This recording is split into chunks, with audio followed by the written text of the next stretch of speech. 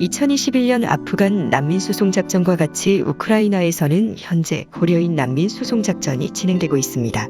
우크라이나 조력자 수송 작전의 경우에는 국가 주도로 군용기를 이용해 피난을 도왔다면 지금은 제한 고려인 단체들이 자발적으로 우크라이나에 있는 고려인 동포들에 대한 한국행 비자 발행을 돕고 있고, 신원이 확보되며 즉각 항공권을 발급하게 해주어 100여 년 만에 고려인들이 대한민국으로 돌아오고 있습니다. 한세기간 해외를 떠돌며 고생한 고려인 동포들이 발전된 고국으로 돌아오고 있는 상황입니다. 주로 돌아오고 있는 고려인들은 한국에 이미 이주해온 고려인 할아버지 할머니가 손주 손녀들을 구출하고 있는 사례가 많은데요. 그런데 안타깝게도 러시아에 강제 병합된 지역들의 경우에는 고려인 동포들이 러시아 국적자로 전환되는 경우가 생기고 있습니다. 때문에 국가 주도로 우크라이나 고려인 탈출과 송환을 도울 수 있도록 해야 한다는 목소리가 높아지고 있습니다. 이뿐 아니라 현재 러시아의 분할 계획이 서방 측에 의해 논의되면서 고려인들로 이뤄진 또 하나의 독립국가가 만들어질 수 있다는 분석까지 나옵니다. 국토전략TV? 경제력, 국방력, 국토면적 등 국가를 이루는 여러 요소 중에서 인구는 국가의 경쟁력을 높이는 요소입니다. 전 세계에 인구 5천만 명이 넘으면서 1인당 국민소득 3만 달러를 넘는 나라들은 단 7개 나라밖에 없습니다. 미국, 독일, 프랑스, 일본, 영국, 이태리, 한국 이렇게 딱 7개 나라만 있습니다. G7 회원국 중에서 인구 3천만 명인 캐나다를 대신해 한국이 사실상 지구 최선진 7개국 중 하나인 것입니다. 안타깝게도 지난 2020년을 정점으로 한국의 인구는 꾸준하게 감소하고 있습니다. 인구가 5천만이 넘고 소득 3만 달러가 넘는 7개국 중 6개국 중에서 일본, 이태리를 제외하고는 모두 인구가 증가하는 국가들로 미래 전망이 밝은 국가로 분류됩니다.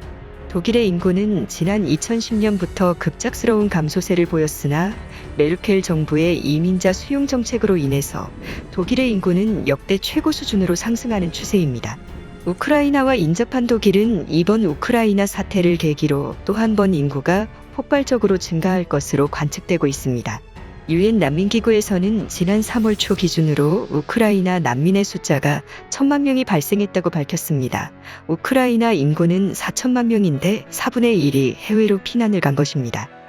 대부분이 여성과 아이들로 이뤄져 있어 인구 감소에 어려움을 겪고 있는 독일 등 선진 국가들에서는 적극적으로 난민을 수용하는 태도를 취하고 있습니다.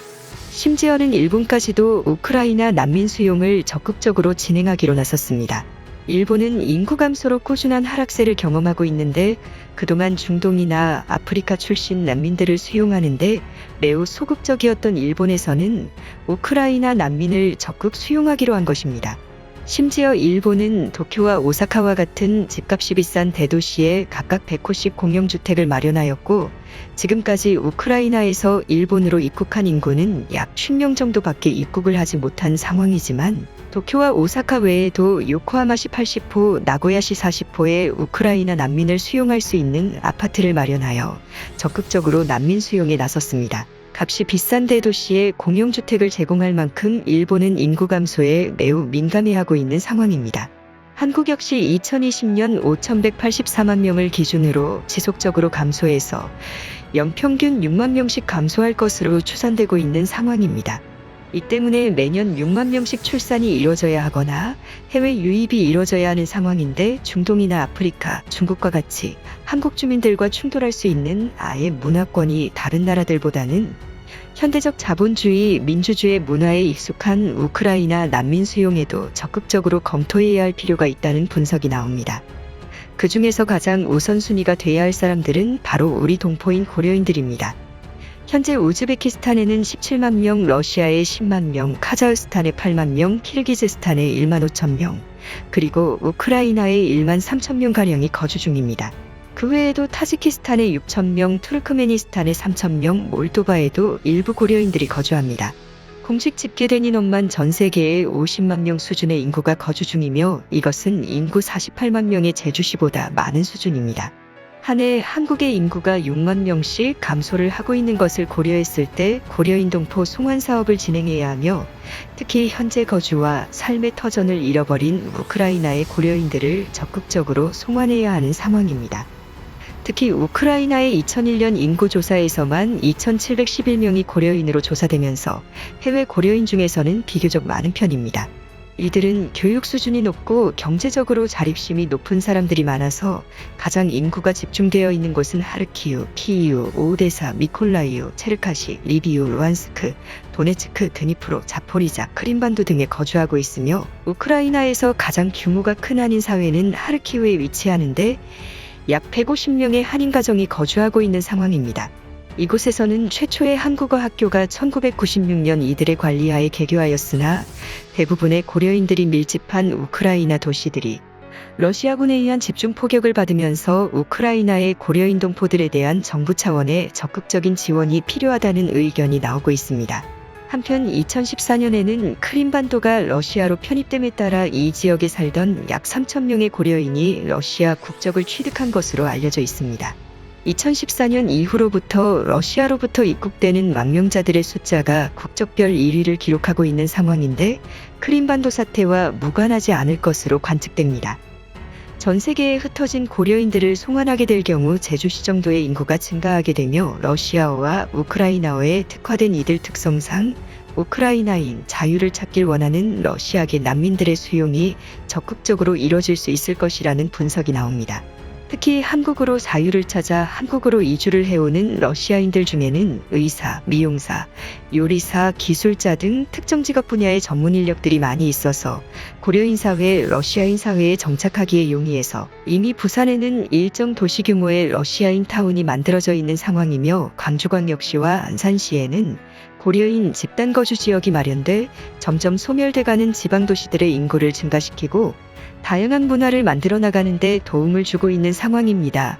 현재 동유럽과 중앙아시아에 정착한 고려인들 중 다수는 연해주 지방에 거주하던 한국인들입니다. 이들은 양반의 수탈, 조정의 세금 폭탄, 일제의 탄압을 피해서 연해주로 이주해온 이들이며 광활한 연해주의 농경지를 일구며 부유한 삶을 살던 주민들입니다. 하지만 1930년대 들어 고려인들이 일본 제국에 부역을 할 것을 의심하던 스탈린에 의해 중앙아시아로 강제 송환 정책이 이뤄졌습니다. 이 과정에서 많은 이들이 운명을 달리하는 일이 발생하여 러시아가 한국에 행한 만행 중 하나로 손꼽힙니다. 최근 한러 관계가 급속하게 좋아지자 스탈린의 고려인 강제 이주라는 표현에서 한국 스스로 강제라는 단어를 삭제하여 러시아의 우호적인 자세를 취하기도 했으나 우크라이나 사태가 터지고 러시아가 한국을 비우호국가 목록에 넣으면서 고려인 강제 이주, 그리고 두 차례의 대한항공기 격추 사건, 한국전쟁의 개입 사건, 러일전쟁 직전 39도선으로 한반도를 분할하려 일본과 협상을 했던 사건 등이 다시 회자되면서 한국에서는 러시아에 대한 경계심이 커지고 있습니다. 최근 서방 측에서는 러시아를 여러 개로 분할해야 한다는 목소리가 높아지고 있습니다. 서구적인 자유주의와 문화와 예술을 숭상하는 상트페테르부르크 일대 이슬람 성향의 남부러시아 지역, 그리고 슬라브 민족의 성지인 모스크바 지역, 그리고 시베리아 지역, 극동연해주 지방 등 여러 개의 분할 계획이 현재 거론되고 있는 상황입니다. 실제 1918년 러시아 제국이 붕괴된 직후 러시아는 여러 개의 작은 나라들로 뉘어진 바 있고 1989년 소련 역시 동유럽과 중앙아시아 등으로 여러 개의 작은 국가들로 분할됐습니다. 러시아의 강한 전체주의 지도자와 통치제도가 있을수록 러시아는 더더욱 작게 분할될 수 있다는 의제가 확산되고 있습니다. 이 중에서는 고려인들로 이루어진 국가가 만들어질 수 있다는 분석까지 나옵니다. 바로 사할린입니다. 러시아에서 가장 고려인 비율이 높은 곳은 사할린입니다. 원래 사할린은 일본의 본토처럼 취급받던 섬입니다. 19세기 후반 식민지였다가 일본의 내지로 편입됐던 홋카이도와 마찬가지로 사할린 역시 일본 열도의 하나처럼 간주됐습니다. 마치 한반도가 38도선에 의해 분단됐듯이 일본 열도도 사할린과 홋카이도 사이의 랍베르주 해협을 기준으로 국토가 분단된 것인데요. 그런데 사할린에는 수많은 조선인들이 거주했습니다. 현재도 10분의 1 이상은 우리 한국계 민족들이 거주 중입니다. 사할린인들은 자신들을 고려인으로 부르는 것을 원하지 않습니다. 조선 말기 연해주에서 강제 이주됐던 고려인들과는 다르게 사할린의 한인들은 일제감점기 당시 조선인 이주정책에 의해 이주가 됐던 사람들입니다. 100년이 안 되도록 이들은 사할린에서 가난한 러시아인들에게 척박한 곳에서 나물 등을 재배해서 먹는 방법을 알려줬고, 사할린의 메이저한 요리는 한국 요리가 된 지 오래여서 사실상 제2의 한국으로 부르기도 할 정도입니다. 최근 사할린에서는 가스가 많이 나와서 한국 기업들의 진출이 많은 상황입니다. 사할린의 고층 아파트의 건설을 한국 기업들이 주도적으로 진행하고 있고, 각종 수산물 수입, 가스 개발 및 수입 등을 한국 기업들이 하고 있는 상황입니다. 사할린의 한국 경제 의존도는 러시아 중에서 가장 높은 상황이며, 사할린 한국동포 송환 사업을 통해 한국에서 사할린으로 보내오는 송금액 역시 사할린의 경제를 움직이게 하는 요인입니다.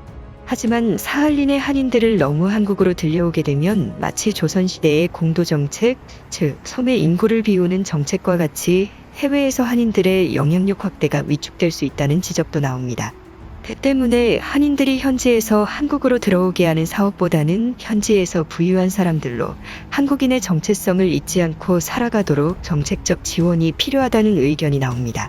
그런데 최근 사할린의 분리독립 가능성이 제기됩니다. 그 이유는 일본 때문입니다. 일본 정부 측에서는 마치 사할린 지역을 러시아나 일본의 영토도 아닌 색깔이 없이 표기한 지도를 발행하고 있습니다. 향후 러시아의 힘이 약해졌을 때 마치 만주국과 같이 친일 정부를 세워 지정학적 안정성을 꾀하려는 것으로 해석되는데요. 이 때문에 한국에서도 사할린의 한국인들이 한국적 정체성을 잘 갖고 살아갈 수 있도록 지원을 할 필요가 있다는 분석이 나옵니다. 현재 사할린 지역 정가와 사회 주요 요직에는 많은 한국계 러시아인들이 진출해 있는 상황입니다. 이 때문에 사할린이 일본의 영향권으로 떨어지지 않도록 사할린에 대한 영향력 확대에 나서야 한다는 분석이 나옵니다. 현재 러시아에서는 우크라이나 사태 직후 한국과 일본 등 서방국들을 비우호 국가 목록에 지정한 이후로 극동 러시아 개발에 중국을 끌어들이려 하고 있는 상황입니다.